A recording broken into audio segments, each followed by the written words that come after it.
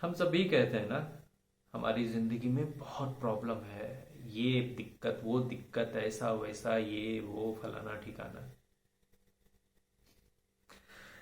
आज शाम जब मैं घर आ रहा था तो अचानक तेज बारिश शुरू हो गई।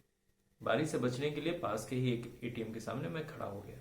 मैं खड़ा ही हुआ था, तब तक एक सज्जन बाइक लेकर के आए और वो भी बाइक वहां पे रोक दी। उस बाइक की टंकी पे एक छोटी सी बच्ची, जिसकी उम्र यही कोई तकरीबन 1-1.5 साल की रही होगी, और पीछे एक बच्चा बैठा हुआ था जिसकी उम्र 5 या 6 साल की रही होगी। मुझे ये समझते देर न लगी कि वो सज्जन ही इन दोनों बच्चों के पिता होंगे। वो भी आके मेरे बगल में खड़े हो गए, लेकिन बारिश इतनी तेज थी कि बारिश की बूंदें लगातार उन बच्चों पे पड़ रही थी। तो मैं उन्हें बोला कि सर, अंदर आप एटीएम में चले जाओ, ये बच्चे भीग रहे हैं यहाँ पे। वो सज्जन अंदर चले गए। तभी मेरा भी एक कॉल आया। बाहर तेज बारिश हो रही थी, आवाज बहुत तेज था, इसलिए मैं भी एटीएम के अंदर चला गया और बातें करने लगा। तभी मेरी नजर उस बच्ची पे पड़ी तो देखा कि वो बच्ची सो गई है और बड़े बेफिक्री के साथ सोई हुई थी। तो वो मंजर इतना प्यारा लग रहा था, वो मोमेंट इतना अच्छा लग रहा था। तभी मेरी नजर उस बच्ची के सर पे पड़ी। तो वो बच्ची ऑलरेडी भीग के आई थी, तो जो भीगा हुआ बारिश का पानी था उसके सर से टपक रहा था। तो मुझे लगा कि ये कैसा इंसान है, इतनी बारिश में बच्चों को लेकर निकला क्यों। मैं उन्हें बोला कि सर, अभी बच्चों को इस बारिश में आप क्यों बाहर घुमा रहे हैं।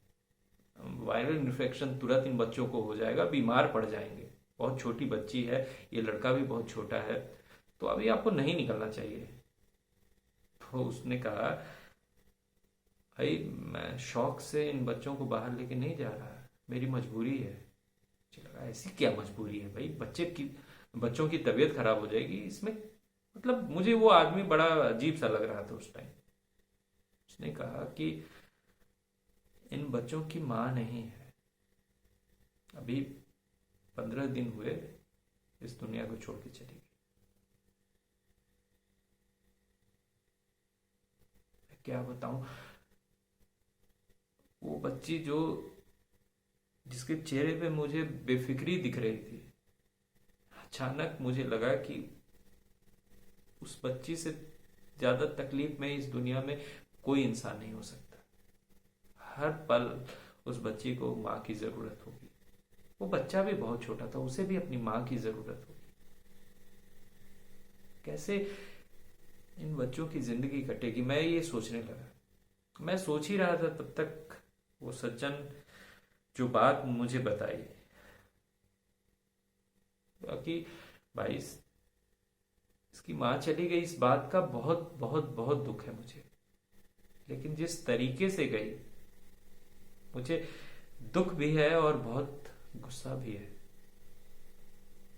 ये लड़का जो मेरा बेटा है, ऐसे ही कुछ बदमाशी कर रहा था, मैं उसे कस के डांट दिया। इस बात पे हमारी बहस हो गई और फिर मैं बाहर चला गया। मेरे बाहर जाने के बाद इन बच्चों की माँ रूम बंद करके खुद को आग के हवाले कर दी। पास में ही था आवाज, और कुछ ऐसा हुआ, दौड़ के मैं घर गया, उसे निकाला। 15 दिन अस्पताल में जिंदगी और मौत से लड़ती रही, लेकिन जब भी होश में रहती, हर किसी से, डॉक्टर से, मुझसे, मुझे बचा लो, मुझे बचा लो, मेरे बाद इन बच्चों का क्या होगा, मुझे बचा लो, मुझे नहीं मरना, मुझे जिंदा रहना है। अगर इन बच्चों की इतनी ही फिक्र थी तो ये क्यों किया। मुझसे पूरी जिंदगी बात नहीं करती, अगर मेरी बात इतनी बुरी लगी थी नहीं बात करती, लेकिन इन बच्चों के लिए तो जिंदा रहना चाहिए था।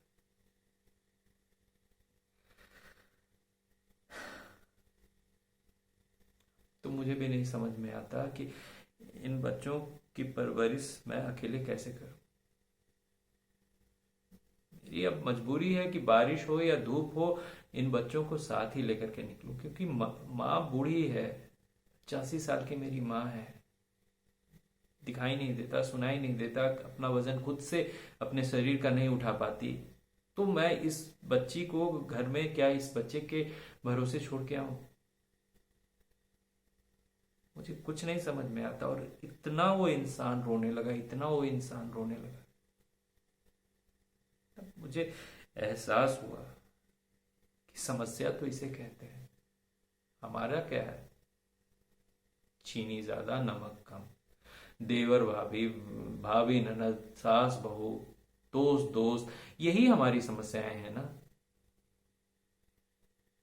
ये इतनी बड़ी नहीं है कि इन समस्याओं को इश्यूज बना करके हम अपनी जिंदगी को उस भाई साहब की तरह बना लें। समय बदलते देर नहीं लगता है, इसलिए समय को इतने कस के जकड़ लो, अपने प्यार से, अपने विश्वास से, अपने वश में कर लो कि वो बदलना भी चाहे तो बदल ना पाए।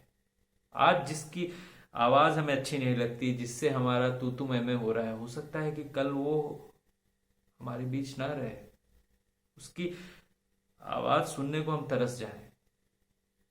ऊपर नीचे लड़ाई झगड़ा आगे पीछे सब होता है, लेकिन उसको इशू नहीं बनाना चाहिए। वो भाई साहब मुझे ये एहसास दिला गए।